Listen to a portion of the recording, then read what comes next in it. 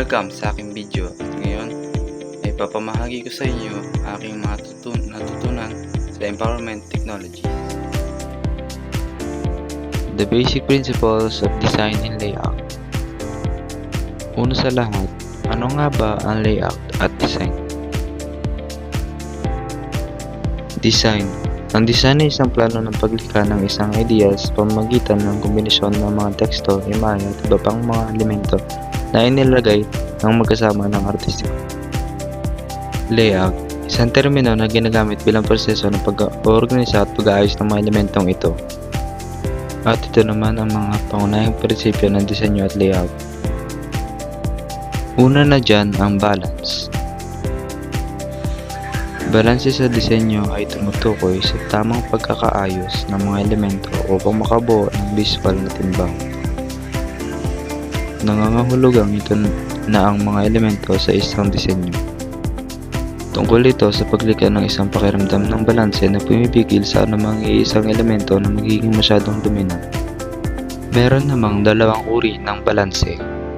Ito ay ang symmetrical at asymmetrical. Ang balanse na kung saan ang mga elemento ay pantay. Ang pinamahagi ng magkabilang panig ng iyong direksyon ay technical. Sunod naman ay asymmetrical.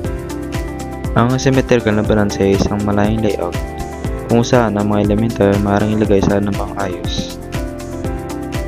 Ang sunod naman ay emphasis.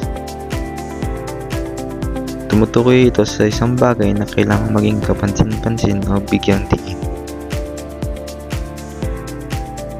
At ito naman ang mga halimbawa.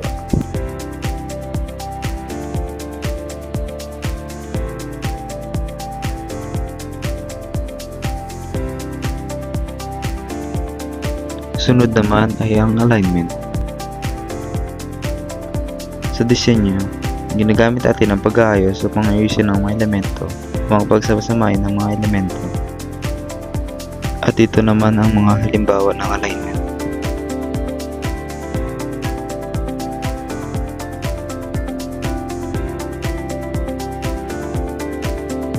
Sunod ay hierarchy.